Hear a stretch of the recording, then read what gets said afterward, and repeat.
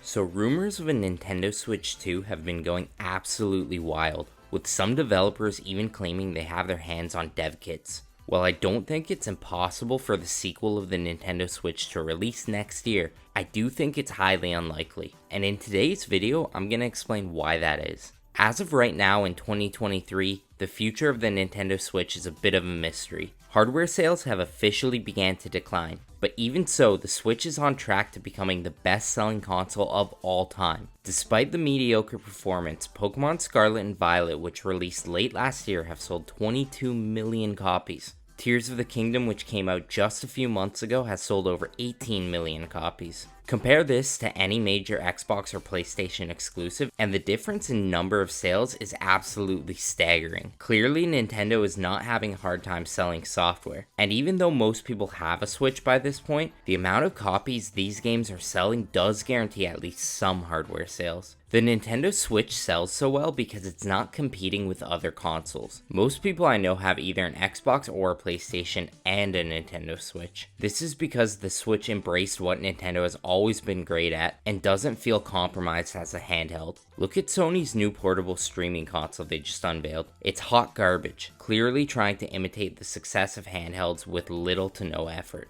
Literally no one wants a streaming-only console that requires you to have a PS5 as well. This hardware is going to sell like garbage no matter what the supposed performance is like. A closer competitor to the Switch would be the Steam Deck, or any of those handheld gaming PCs coming out, but even that is not much of a comparison as the target demographic is much different than the Nintendo Switch. The Steam Deck gives you way better performance, but with a huge caveat: the roughly 1 hour battery life. This results in most people buying one and having it hooked up to a monitor 24/7. Compare this to the 4 to 5 hour battery life of the Nintendo Switch, and it's easy to see why the Switch's handheld mode is utilized a lot more. So what do people really want out of a Nintendo Switch 2? Well, simply put, it's just better performance. Constant frame rate issues have plagued the Nintendo Switch since day one. Games on the Switch typically aim for 30 frames per second, which I actually have no complaints about. The problem is, even aiming for just 30 FPS, a lot of games have constant dips, which leads to a messy playing experience. While I do think it's extremely impressive that games like The Witcher 3 or Skyrim are playable on the Switch,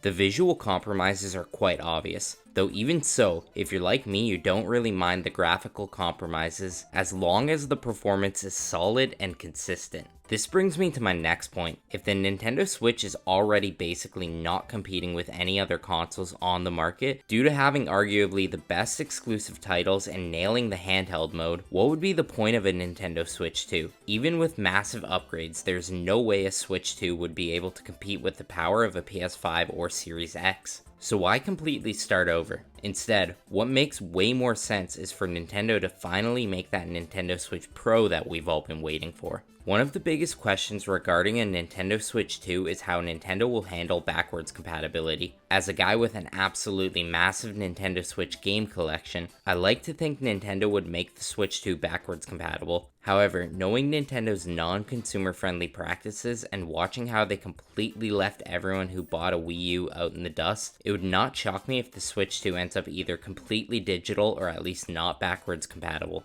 This issue can be avoided, however, if Nintendo does a slight hardware upgrade to the original Switch with a Switch Pro. Having the same library of games as the Nintendo Switch with slightly better performance for the more hardcore gamers like me who actually care about that seems like a great option. I own 2 Nintendo Switch OLEDs and would still buy a Switch Pro if it guaranteed a more consistent frame rate. And I know a lot of other people out there would do the same. That's exactly what Sony and Microsoft did with the PS4 Pro and Xbox One X, and it worked extremely well for them. Both of those consoles are still completely playable today as your main console. The last point I want to mention is the rumors that the Switch 2 is going to have an LCD screen. As someone who owned a regular Switch and upgraded to a Nintendo Switch OLED, there is 0% chance I could go back to that LCD screen. The OLED is so crisp and vibrant, and most people that have played one would agree that it greatly improves the handheld experience. Why would Nintendo possibly downgrade the screen on a Nintendo Switch 2? To me, it just doesn't make any sense. This is why I don't necessarily believe the rumors of a Nintendo Switch 2 releasing next year.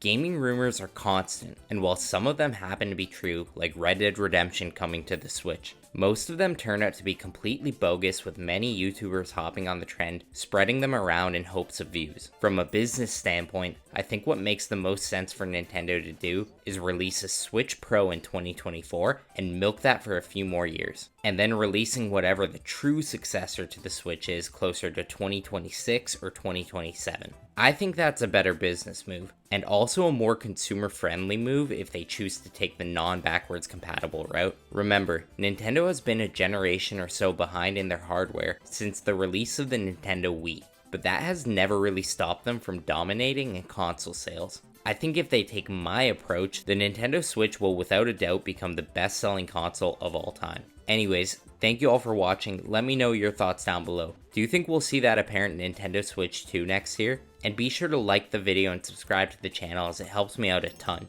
Until next time, take care.